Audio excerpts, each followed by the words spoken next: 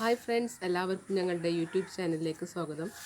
അപ്പോൾ ഒരു പായസ റെസിപ്പിയുമായിട്ടാണ് ഞാൻ നിങ്ങളുടെ മുമ്പിലേക്ക് വന്നിരിക്കുന്നത്. അപ്പോൾ പായസം ഇഷ്ടമില്ലാത്തവരായിട്ട് ആരും തന്നെ ഉണ്ടാവില്ല. നല്ലൊരു അടിപൊളി പായസമാണ്, എല്ലാവരും ട്രൈ ചെയ്യണം. അപ്പോൾ അതെങ്ങനെയാണ് ഉണ്ടാക്കുന്നത് നമുക്ക് വീഡിയോ കാണാം.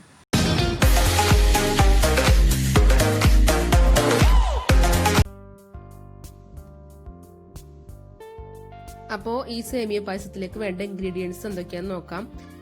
4 കപ്പ് മെഷർമെന്റ് കപ്പ് 4 കപ്പ് പശുമ്പാൽ എടുത്തിട്ടുണ്ട്, 100 ഗ്രാം ബട്ടർ, 1.25 കപ്പ് പഞ്ചസാര, 1 കപ്പ് വെള്ളം, അണ്ടിപ്പരിപ്പ് കുറച്ചെടുത്തിട്ടുണ്ട്.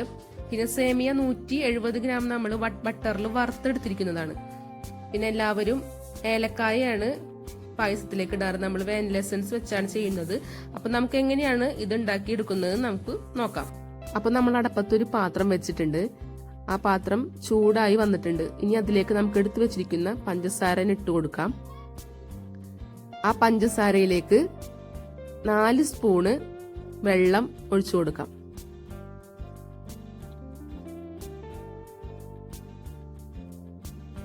നാല് സ്പൂൺ വെള്ളം ഒഴിച്ചിട്ട് ഇത് നന്നായിട്ട് ഇളക്കി കൊടുക്കണം കേട്ടോ.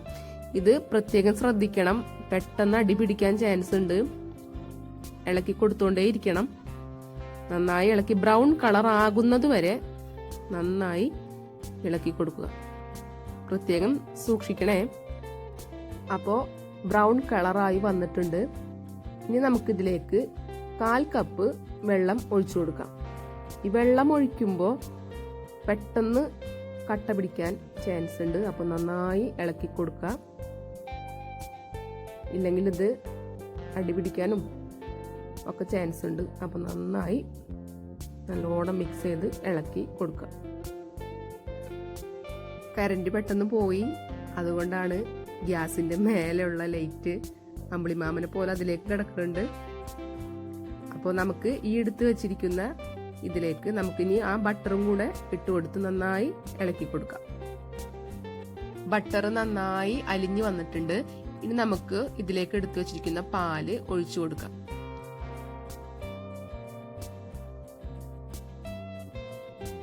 പാലൊഴിച്ച് നന്നായി ഒന്ന് മിക്സ് ചെയ്യാം.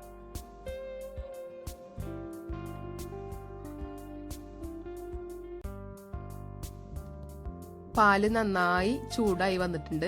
ഇനി നമുക്ക് ഇതിലേക്ക് വറുത്ത് വെച്ചിരിക്കുന്ന സേമിയ ഇട്ട് കൊടുക്കാം. ഇട്ടുകൊടുത്ത് നന്നായി ഒന്ന് മിക്സ് ചെയ്ത് കൊടുക്കാം. അപ്പോ സേമിയൊക്കെ നന്നായി വെന്ത് വന്നിട്ടുണ്ട്. നല്ല അടിപൊളി മണമൊക്കെ വരുന്നുണ്ട്. ഇനി ഇതിലേക്ക് നമുക്ക് കുറച്ച് വാനില എസൻസ് ഒഴിച്ചു കൊടുക്കാം. 1 സ്പൂണ് വാനില എസൻസ് ആണ് ഒഴിച്ചു കൊടുക്കുന്നത്. ഏലക്കായൊക്കെയാണ് എല്ലാവരും പൊടിച്ച് ചേർക്കാറ്. നമ്മൾ ഒരു സ്പെഷ്യലായിട്ട് വാനില എസൻസ് ആണ് ചേർക്കുന്നത്. അപ്പൊ നമ്മുടെ പായസം അടിപൊളിയായി സെറ്റ് ആയിട്ട് വന്നിട്ടുണ്ട് കേട്ടോ. നമ്മളിനി ഇതിലേക്ക് അണ്ടിപ്പരിപ്പ് വറുക്കാതെയാണ് ഇട്ട് കൊടുക്കുന്നത്.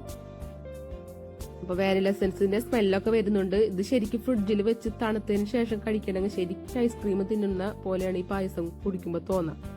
അപ്പോൾ എല്ലാവർക്കും ഇഷ്ടാവും. എല്ലാവരും ട്രൈ ചെയ്ത് നോക്കുക. വീഡിയോ കണ്ട് ലൈക്ക് ചെയ്യുക, സബ്സ്ക്രൈബ് ചെയ്യാത്തവർ സബ്സ്ക്രൈബ് ചെയ്യുക, കമന്റ് ചെയ്യുക. അടുത്തൊരു വീഡിയോ ആയി വരുന്നത് വരേക്കും ബൈ ബൈ.